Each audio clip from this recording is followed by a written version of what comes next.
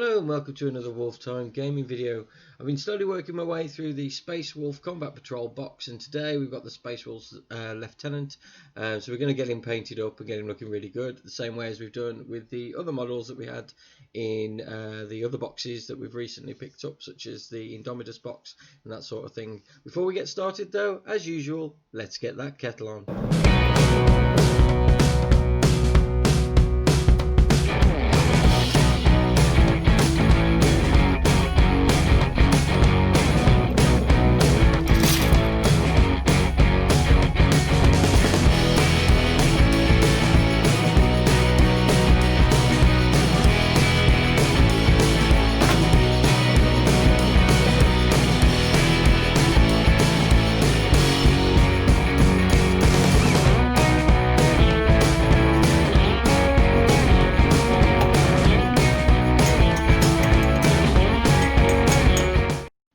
Okay, so as you can see, I've already painted the base and I've base coated the actual model itself. All I've done is sprayed him with a Mechanica Standard Grey, which is sort of my base colour grey that I've got for the Space Wolves. The base is just done with some Rhinox hide, a few different levels of grey just on the rock. So the first colour we're going to brush paint on there is the Dawnstone, which is a layer paint from Games Workshop, and all we're doing here is raising that colour up and getting it looking really bright in the raised areas across the whole model. So I'm dry brushing this, which is a technique, if you haven't seen me do it before, where you get a little bit of paint on your brush, wipe the majority of it off onto a piece of kitchen roll or anything like that really, and then just go over the rest of the model. And what it does is just pick out those raised areas, and the armour looks really good when you do this, or at least that's what I've found.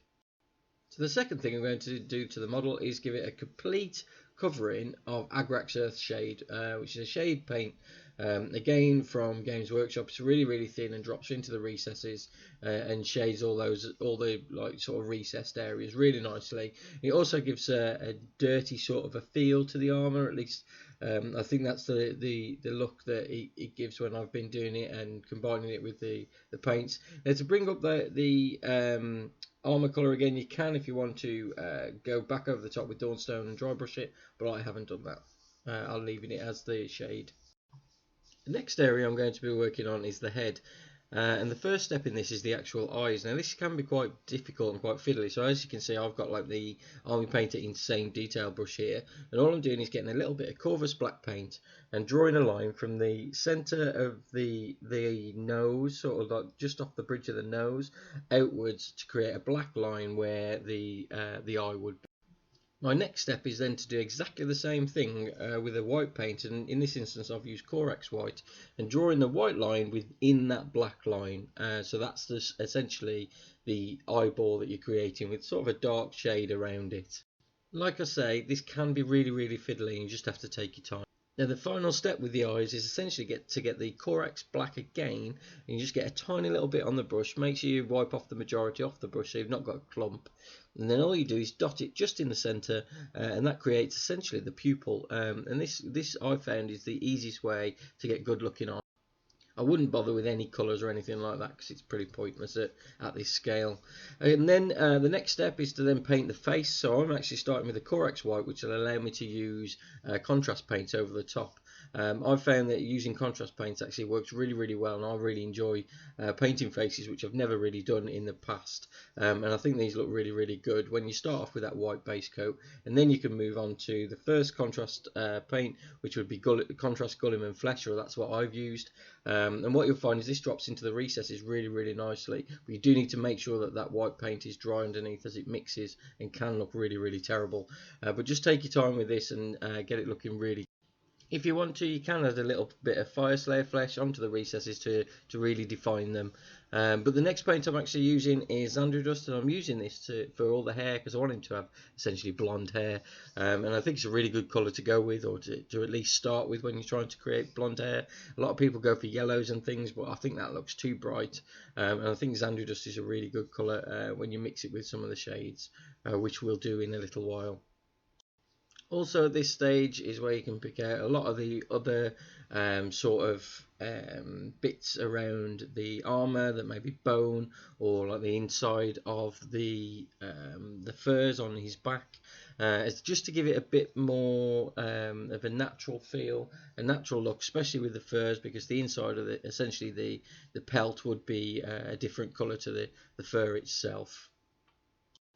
With those bits out of the way, it's back to the actual model itself, and now I'm going to be working on the black areas of the model, mainly using contrast black Templar to pick out all the sort of like the middle of the armor pieces, like in the knee joints and the arm joints, and also like the vents and things like that on the backpack. And this is really to sort of give a different feel to the model, because on the armour of the Space Marines you don't have it as all one colour, or you can do if you want to, but for me personally I think that sort of the areas where they bend and move and things are going to be different because of the way the joints work. You're not going to have it as that rigid same sort of colour, so I've gone with the black to start with, and I'm going to add a little bit of silver in here as well.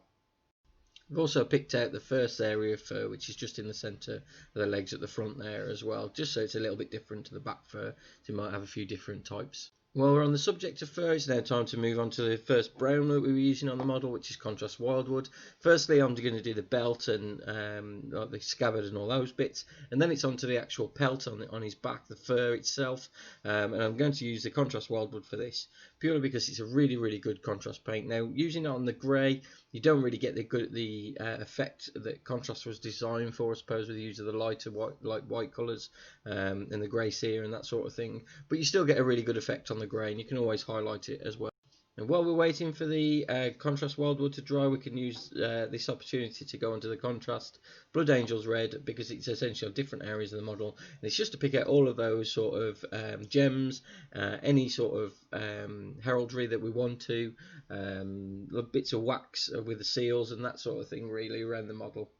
At this point I've decided to paint the left hand side pauldron, the shoulder pad itself, and I've used Celestra Grey, which I've used for the rest of my Red Wolf chapter force as the base for this sort of for the shoulder pads, or the left hand ones anyway, and it looks really good when you put the red transfer on there. It makes the red transfer really pop nicely, as opposed to using like the base grey. It tends to disappear into the background. And then I'm actually highlighting the actual fur itself, as we talked about previously. You don't really get the effects of the contrast paints because of using it over the top of the grey. So I've used Mournfang Brown just to give a little bit of interest really, and highlight all of those raised areas of the fur. You could have actually based this with the Corex White first, and then put the contrast paint the contrast wildwood on there, but you're sort of getting a different effect with this, so it looks a little bit different. And we're now on to the silver areas of the model. Now this does take a little bit of time, because it's not only picking out the weapons and that sort of thing, and you don't want to go over any areas that you've already obviously painted, and especially the armour, because you've put the shade on and stuff, and it's a bit of a pain to try and pull that back, so do take your time with this. I'm actually using a Lead Belcher, which is a brilliant silver from Games Workshop that I use for pretty much all the silver that I ever want to paint, because you can stick different shades and things over the top of it to get the different effects.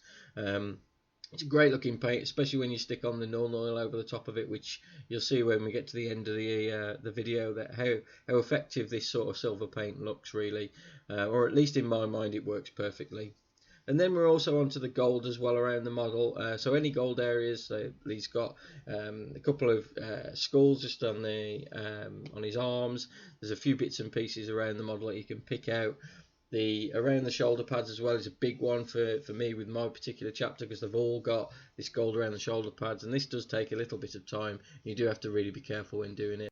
My advice when doing this is just to get a little bit of paint on the brush and just take your time. Try and wipe off the majority from the brush. Use like a wet palette or something like that. Don't try and go in there with big blobs of gold, because one, you'll lose the detail, and two, it may go over areas you've already painted.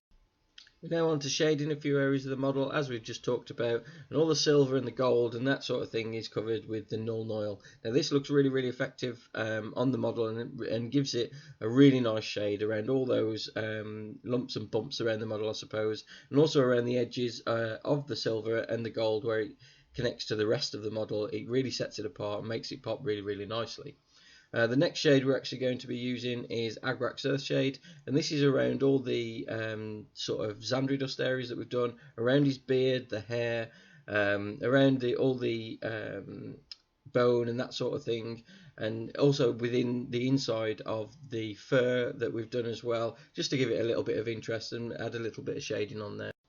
One of the things that does take a little while to do is actually highlighting the armour, and to do that we're just using the side of the brush. So get a little paint on the brush, wipe the majority off, just have the on the side and pick up something like a administratum grey or something like that, and all you're doing is edge highlighting all those raised edges that are at the top or the outermost areas of the model, and this really does make the armour look a little bit more realistic.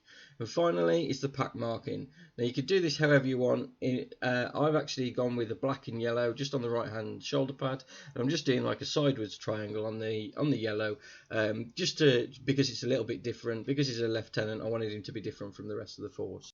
And there we have it, the model's complete. The only bits I haven't really shown you is the left hand shoulder pad. I've just popped a little Forge World transfer on there, the red wolf.